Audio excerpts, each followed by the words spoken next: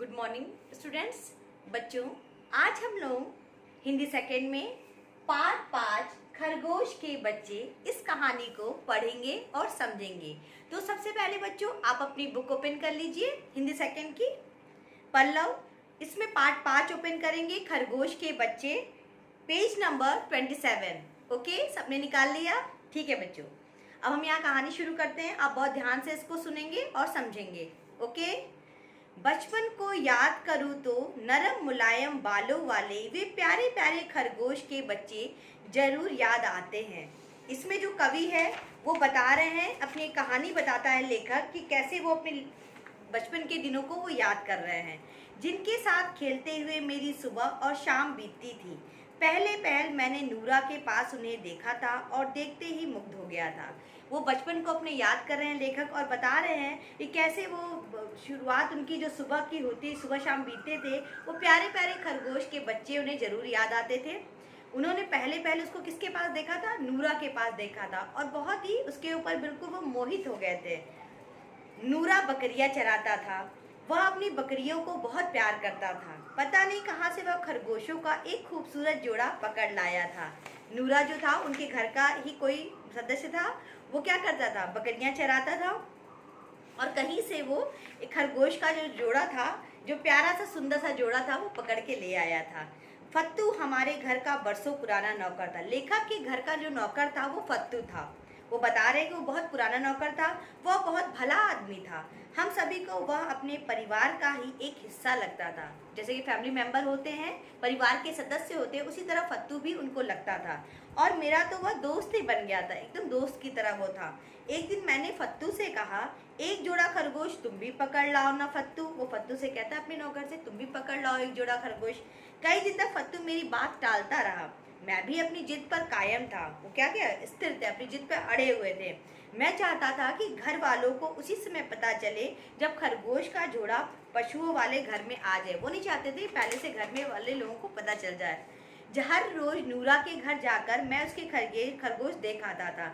वो नूरा के घर जाके, उसका दोस्त था, वो उसके खरगोश को जाके देखते थे।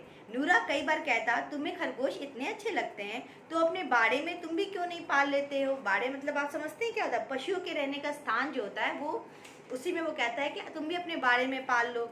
आखिर मैं ठठेरे के लड़के से कहकर खरगोश के लिए चौकोर पिंजरा बनवाने में सफल हो गया। वो जो ठठेरा होता है, जो आप जानते हैं ना, जो बर्तन बनाने वाले होते हैं, उन्हीं के लड़के से जाकर के ये लेखक कहते हैं कि तुम वो बनवा लेते हैं खरगोश के लिए पिंजरा। घर वालों की नज़र बचाकर मैंने यह पिंजरा पशुओं वाले घर में ला रखा, और ये घर वालों को पता नहीं रहता है और ये पिंजरा ला करके रख लेते हैं घर में। फत्तू मेरे मन का भाव समझता था। उसने मुझे चेतावनी दी थी कि वह पिताजी को बता देगा और मुझे डांट पड़ेगी। वो इनको, इस लेखक को कह रहता है फत्तू कि तुम्हें मैं पिताजी से कह दूंगा और तुम्हें डांट पड़ेगी। मैं कब डरने वाला था। एक दिन शाम को मैं नूरा से कहकर खरगोश का एक जोड़ा ले आया। वो नूरा से कह के जोड़ा ले आते हैं घर और उसे पिंजरे में रखकर घास और सब्जी के टुकड़े डाल देते हैं। खरगोश का जोड़ा घास और सब्जी पर मुंह मारने लगता है तो मेरा दिल खुशी, लेखक का जो दिल होता है वो खुशी से नाच उठता है। वे मेरी नई दुनिया के साथी थे। उन्हें देखकर मुझे लगा कि हमारी दुनिया उतनी ही मुलायम है जितनी खरगोश की पीठ, उतनी ही सफ़ेद है जितने खरगोश के बाल, उतनी ही मासूम है जितना यह खरगोश का जोड़ा। ठीक है, अब इसके आगे, फत्तू ने खरगोश का जोड़ा देखा तो वो अब खुशी भी से नाच उठा। जो फत्तू था उनका नौकर, वो भी देखता है खरगोश का जोड़ा तो खुश हो जाता है। वह मजे से खरगोशों की आंखों में झांकता रहा, फिर बोला, खरगोश कितना मासूम जानवर है। जाड़े के दिन थे, हमारे खरगोश 2 से 7 हो गए। उन्होंने बच्चे दे दिए, 5 बच्चे उनके और 2 खरगोश के, तो 7 हो गए।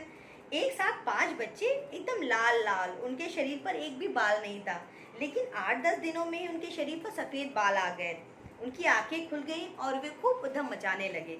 बच्चों को खेलते देखकर खरगोश का जोड़ा की की आवाज़ में अपनी खुशी प्रकट करता था। उन्हें अपने और बच्चों के लिए कोई खतरा महसूस होता तो वो की आवाज़ निकालने लगते और तीखी हो जाती उनकी आवाज़ जब उन्हें कोई परेशान करता था। मुझे यह पता कर चलते देर न लगी, खरगोश के दांत बहुत तीखे होते हैं। पिंजरे से बाहर निकलते ही खरगोश के झुंड झट लकड़ी की तरफ लपकते, लकड़ी पर अपने दांत आजमाने के बाद कपड़ा तलाश करते। कुछ न कुछ जरूर चाहिए जिस पर उनके दांत चल सके।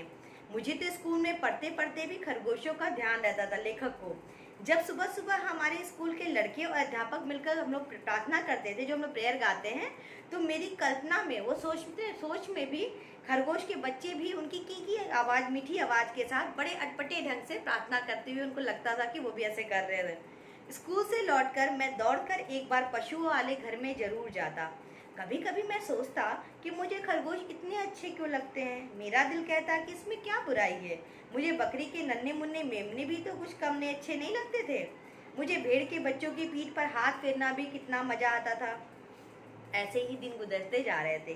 खरगोश मेरे ऐसे प्यारे प्यारे नन्हे मित्र बन गए थे कि उनके बगैर ना मुझे दिन की शुरुआत अच्छी लगती थी और ना सांझ का मतलब होता है शाम को भी। मन दौड़ दौड़ कर उन्हीं की तरफ भागता था। पिताजी कभी कभी डांटते, माँ से कहते, देखना इन खरगोशों के चक्कर में इस बार कहीं ये फेल ना हो जाए। सुनकर मुझे दुख होता। खरगोश मुझे प्यारे थे, उनको बहुत लेखक बहुत प्यार करता था उससे, पर उनके कारण मेरी पढ़ाई में भी तो कोई हर्ज ना होता था। मुझे समझ में ना आता आखिर पिताजी क्यों इन भोले भाले जीवों से नाराज हैं। ये किसी का कुछ नहीं लेते। आखिर इम्तिहान नज़दीक आ गया, उनका एग्ज़ाम आ गया, तो मैंने पिताजी के डर से खरगोश के पास बैठना कम कर दिया। पर एक दिन स्कूल जाने की जल्दी में मैंने झटपट पिंजरा खोला, खरगोशों की मुलायम पीठों पर हाथ फेरा और स्कूल की तरफ दौड़ पड़ा। स्कूल से लौटा तो मुझे फत्तू ने दिल दहलाने वाला बहुत समाचार सुनाया। खरगोश के 2 बच्चे मर गए थे। गलती मेरी ही थी। जल्दीबाजी में मैंने पिंजरा का जो दरवाज़ा ठीक से होता है दरवाज़ा, उसको बंद नहीं किया था। एक कुत्ते ने मौका पाकर 2 खरगोशों के प्राण ले लिए थे। सुनकर मैं फूट फूट कर बहुत रोने लगा। पिंजरे में अभी कुछ खरगोश थे।